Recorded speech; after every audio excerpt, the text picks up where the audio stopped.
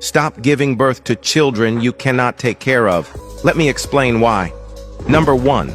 Poverty is not a curse. Irresponsibility is.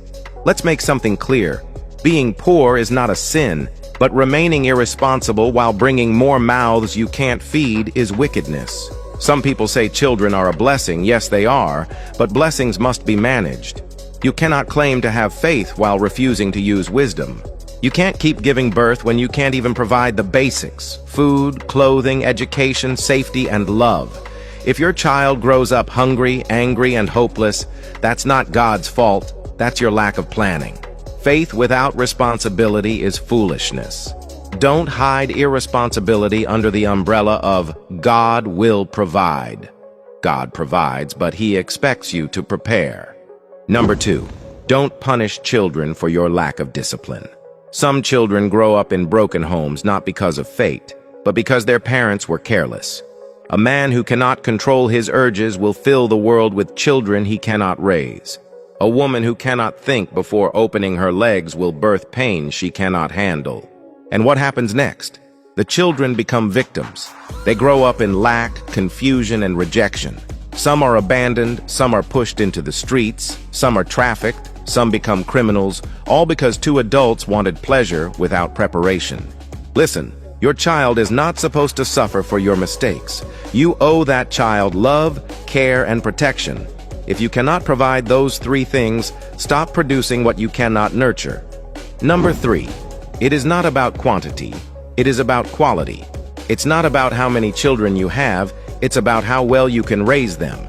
A man who has 2 well-trained, well-educated, and well-guided children is better than a man who has 10 hungry, broken, and uneducated ones. Some people think having many children is a sign of fruitfulness. No, having well-raised, impactful children is the true definition of fruitfulness. Children are not investments for old age. They are destinies entrusted to you. When you bring a child into the world, you are shaping the next generation. So ask yourself, are you building a blessing or producing a burden? Number 4, some people don't need more children. They need more sense. Let's be brutally honest. Some people don't need another child. They need self-control. You see a man who can't feed the 3 he already has, yet he's talking about having 5 more. You see a woman struggling to raise 1 child, yet she's getting pregnant again by a man who doesn't even remember her birthday. This is not love. It's foolishness disguised as faith. This is not fruitfulness. It's recklessness wrapped in ignorance. Until you learn self-discipline, you will keep multiplying pain. You don't prove masculinity by impregnating women. You prove maturity by taking care of what you've produced. A real man is not known by the number of children he makes, but by the quality of lives he raises. Number 5, the pain of neglected children becomes the curse of a generation. The child you neglect today becomes the adult that torments society tomorrow. The boy you refuse to train becomes the man who steals. The girl you failed to raise becomes the woman who breaks homes. The pain you sow in them will one day multiply in the world.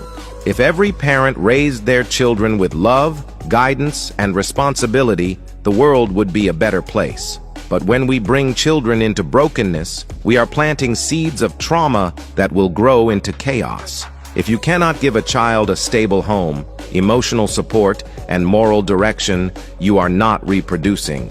You are repeating disaster. Lastly, number 6, stop blaming God for what you caused. When children are starving, people say, God will make a way. When a child drops out of school, people say, it's destiny. No, it's not destiny. It's bad decision-making. God gave you a brain so you can plan.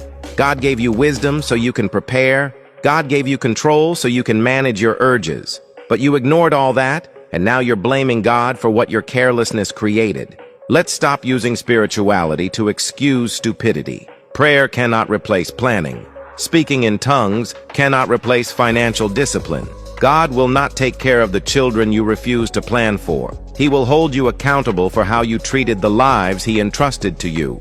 If you agree, comment "Responsibility begins at home" and share this message with someone who needs to hear it. Let's make more parents think before they create pain, because every child you raise well makes the world a little better.